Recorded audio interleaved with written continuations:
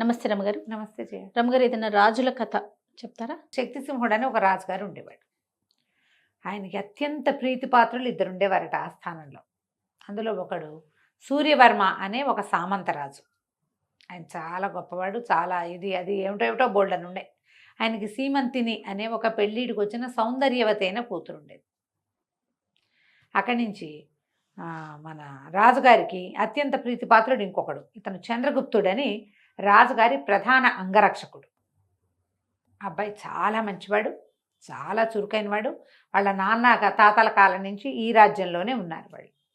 రాజుగారికి ఈ చంద్రగుప్తుడు అంటే మహా ఇష్టం. సూర్యవర్మకి చంద్రగుప్తుడికి పెద్ద ఏం పడుతున్నట్టు ఏం కనపడేది కాదు, కానీ గొడవలేం లేవు. అయితే ఏమైంది, ఈ సీమంతిని ఈ చంద్రగుప్తుడు ప్రేమించాడు. వాళ్ళిద్దరూ ప్రేమించుకున్నారు.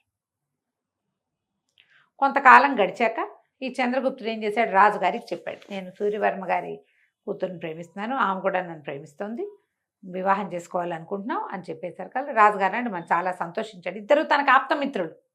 వీడంటే చాలా ఇష్టం, కుర్రాడంటే. సూర్యవర్మ తన ఈడువాడు, తనకు చాలా ఇష్టడు. సరే, ఒకరోజు సూర్యవర్మని మధ్యాహ్నం భోజనాన్ని పిలిచి, మీ అమ్మాయిను చంద్రగుప్తుడు ఒకళ్ళనొకళ్ళు ప్రేమించుకుంటున్నారట, చక్కగా పెళ్లి చేద్దామా మనం అని అడిగాడు. ఆయన సంతోషంగా అడిగేసరికి సూర్యవర్మ కొళ్ళు మండిపోయింది. మొహం చెట్లిచ్చి, నేనేమో రాజవంశానికి చెందినవాడిని, వాడేమో ఉద్యోగి, మా పిల్ల వాడిని ప్రేమించడం నేను నమ్మను, అలాంటివేమీ జరగలేదు, వాడు మీకు ఏదో అబద్ధాలు చెప్పాడు, మీకు వాడి మీద ఉన్న ప్రీతిని ఎక్స్ప్లాయిట్ చేయాలని చూస్తున్నట్టున్నాడు, రాజవంశంలో చేరటానికి వాడు ఎత్తేస్తున్నాడు అన్నట్టుగా ఆయన అన్నాడు. అన్నాక ఈయన అన్నాడు, రాజుగారి శక్తిసింహుడు, నేను అట్లా అనుకోను, చంద్రగుప్తుడు నాతో అబద్ధం ఆడే సాహసం చేయడు, నువ్వు మీ అమ్మాయిని కనుక్కోమన్నాడు. సూర్యవర్మ గారు హుటాహుటిన వాళ్ళు ఊరు వెళ్ళిపోయి కూతుర్ని కేకలేసి అడిగాడు, ఏమిటమ్మాయి ఏమిటి సంగతి అంటే, ఆ అమ్మాయి అవును, నేను చంద్రగుప్తుని ప్రేమిస్తాను, చంద్రగుప్తుని పెళ్లి చేసుకుంటా, లేకపోతే నేను పెళ్ళే చేసుకొని దిక్కుని చోటు చెప్పుకోను. ఆయన చాడా మాడా కేకలేశాడు కూతురు. మన వంశం ఏంటి, వాడి వంశం ఏంటి, వాడు ఉద్యోగి, వాడిని పెళ్లి చేసుకోవటం ఏమిటి, బ్యాడ్ ఐడియా, వెరీ బ్యాడ్ అన్నాడు. ఏం చేస్తుంది ఆ పెళ్ళి, ఏం చేస్తుంది, ఓ రోజు ఉత్తరం రాసి వచ్చేస్తున్నా అని చెప్పేసి చంద్రగుప్తుడి ఇంటికి వెళ్ళిపోయింది. అక్కడ ఓ పురోహితుడు ఎవరో ఉన్నారు వాళ్ళ ఇంటి దగ్గర. ఆయన ఏం చేశాడు, చటుక్కుని వీళ్ళిద్దరికి చక్కగా ముహూర్తం చూసి పెళ్లి చేసేసాడు. పెళ్లి చేసేసుకున్నాక వీళ్ళిద్దరు అడవికి వెళ్ళిపోయారు. ఇంకా ఊళ్ళో ఉండాల. రాజుగారు ట్రై చేసినా తాము పెళ్ళి అవ్వలేదు కదా, ఇంక ఇక్కడ ఉండకుండా అడవిలోకి వెళ్ళి కాపురం పెట్టుకున్నారు. ఆ అడవిలో ఏముంది, అక్కడ ఒక మాన్యం ఉంది. ఆ మాన్యాన్ని ఎప్పుడో ఏదో యుద్ధ సందర్భంలో ఈ చంద్రగుప్తుడికి మన రాజుగారు గిఫ్ట్ ఇచ్చాడు. అందులో అశోక చెట్లు ఉన్నటువంటి అడవి, అన్ని అశోకాలే. అక్కడ ఒక కుటీరం నిర్మించుకుని వాళ్ళిద్దరూ కులాసాగా ఉండటం మొదలుపెట్టారు. సూర్యవర్మ ఎప్పుడైతే తన కూతురు కనపడలేదో, ఎప్పుడైతే పెళ్ళైపోయిందని వార్త వచ్చిందో, ఎప్పుడైతే వెళ్ళిపోయారనే విషయం అర్థమైపోయిందో, రైమని రాజుగారి దగ్గరకు వచ్చి, హాత్తేరి మా పిల్లని మీ వాడు లేవదీసిపోయాడు, నా పిల్లని నాకు అప్పచెప్పండి అనేసరికి రాజుగారికి ఏం చేయాలో తెలియదు. వాళ్ళిద్దరు ప్రేమించుకున్నారు, ఏమనాలి, ఏదో చూసి చూడనట్టు ఊరుకున్నాడు. ఎన్ని రోజులు గడిచినా సూర్యవర్మ గారు దాని మీద వదిలిపెట్టక, నువ్వు ఎలాగైనా సరే మా పిల్లని నాకు అప్పచెప్పాల్సిందేనని అంత చుట్టుపక్కల అన్ని చోట్ల గొడవ మొదలుపెట్టాడు. ఎక్కడా కుదరలా. సరే, ఒకరోజు ఏం చేశాడు, సభలో లేచి నిలబడి అందరి ముందు చెప్పాడు, మా అమ్మాయిని మా పిల్లకి ఇష్టం లేకుండానే అతను బలవంతంగా తీసుకెళ్ళిపోయాడు. ఏమన్నా దాన్ని అబ్డక్షన్ అంటారు, ఎత్తుకుపోయారు, కిడ్నాప్ చేశాడు, ఎక్కడో తీసుకుపోయి అడవిలో పెట్టేసేసాడు, నా పిల్లని నాకు దక్కనకుండా చేశాడు, మా అమ్మాయిని నాకు వెతికించి ఇవ్వాల్సింది, వాడిని శిక్షించవలసిందే అని సభలో అడిగాడు. ఇప్పుడు కాదని అనలేడు రాజుగారు. నలుగురు ముందు అడిగినప్పుడు చూసి చూడండి ఊరుకోవయ్యా అంటే మిగిలిన వాళ్ళు ఏమంటారంటే, ఎవరి పిల్లనైనా ఎవడైనా లేవ తీసుకుపోతే మేము ఒప్పుకోవాలా, అంతేగా, రాజే సపోర్ట్ చేస్తే ఎట్లా, సరే ఇంకేమీ చేయలేక, సరే కొంత సైన్యాన్ని ఇస్తాను, మీరే వెళ్ళి తెచ్చుకోండి అన్నాడు. తెచ్చుకోండి అంటే కొంతమంది ముందు సైన్యాన్ని పంపించారు. ముందు సైన్యం వెళ్ళేసరికల్లా వాళ్ళలో ఒక్కడి కూడా ఈ చంద్రగుప్తుడి మీదకి వెళ్ళే ఇష్టము లేదు, ధైర్యము లేదు. వాళ్ళు కలిసి కాపురం చేస్తున్నారండి, మీ అమ్మాయి హాయిగానే ఉందని చెప్పారు. సూర్యవర్మ మళ్ళీ ఒప్పుకోవాలి. ఈసారి మళ్ళీ సైన్యాన్ని ఇవ్వండి, నేనే స్వయంగా వెళ్ళి వాడు అంతు చూస్తాను, వీళ్ళందరూ భయపడుతున్నారు వాడితో యుద్ధానికి, నాకేం భయం, నేను రాజవంశానికి చెందినవాడిని, వీళ్ళందరూ వాళ్ళ కొలీగ్ కాబట్టి వాళ్ళు వెనక్కి తీశారన్నాడు. ఈసారి గుంపంతా పోయేసరికి ఇతనేం చేశాడు, ఎప్పుడైతే చాలామంది జనాలు వస్తున్నారో చంద్రగుప్తుడు ఈ అమ్మాయిని అడవిలో ఇంకో కొంచెం లోపలికి ఒక సేఫ్ ప్లేస్కి పంపించేశాడు. ఈ సీమంతిని పంపించేసి కుటీరంలో ఒక్కడే ఉన్నాడు. జనం అంతా వచ్చేసేసరికల్లా ఇతను లోపల నుంచి బయటకు వచ్చాడు చంద్రగుప్తుడు. ఏంటండి మీకు శౌర్యం తక్కువైందా, ఇంత గుంపునేసుకొచ్చారేంటి, మీకు అంత సరదాగా ఉంటే యుద్ధం చేద్దాం రండి అని కత్తి తీసాడు.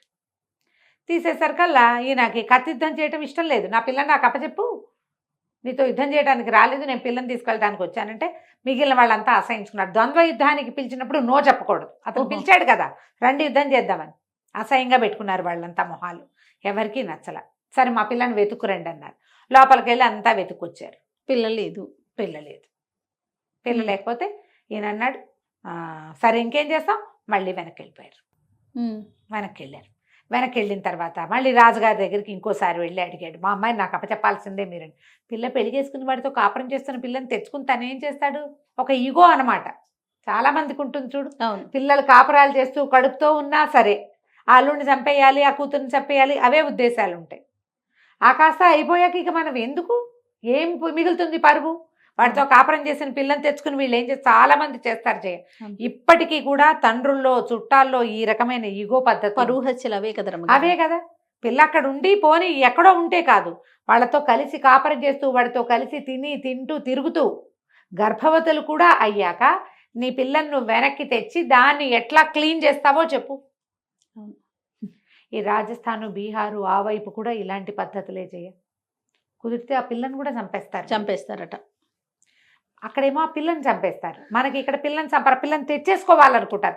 కాపురం చేసిన పిల్లని తెచ్చుకుని ఏం చేసుకుంటాం అనుకోరు, ఆలోచించరు. కేవలం వాడి దగ్గర ఇది ఉండకూడదు అంతే. ఈయన కూడా అదే చేశాడు.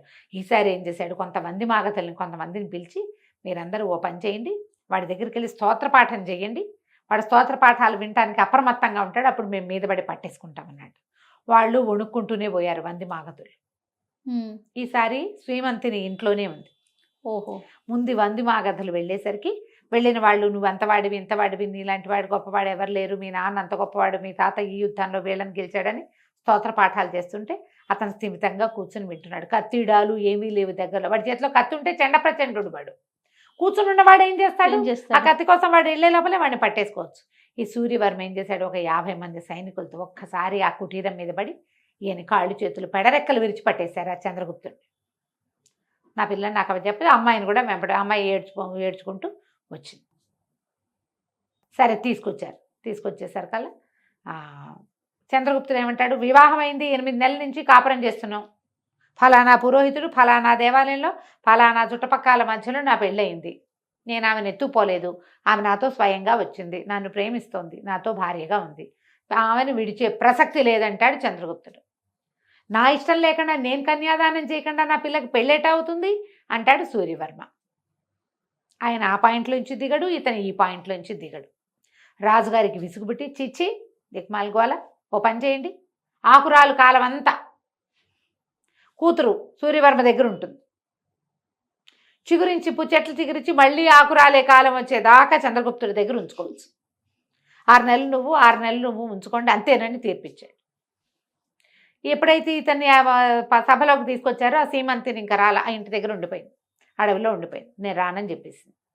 అక్కడి నుంచి ఏం చేశారు, సైనికులు వచ్చి రాజుగారి ఫర్మానా అంతా చదివారు.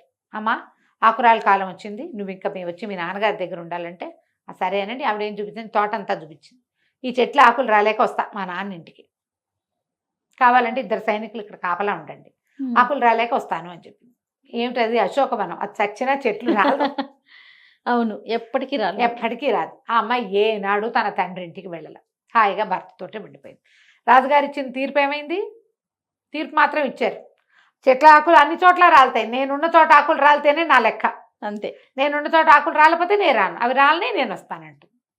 అస్సలు అశోకానికి ఆకులే రాలు, అందుకే అది అశోకవనం అయిందనమాట. ఎప్పటికీ ఆకులు రాలవు, కాదు కంచికి మనం ఇంటికి. భలే ఉందండి. నమస్తే. నమస్తే చేయ. సుమన్ టీవీలో మీ పర్సనల్ అండ్ బిజినెస్ ప్రమోషన్స్ కోసం కింది నెంబర్కి కాంటాక్ట్ చేయండి.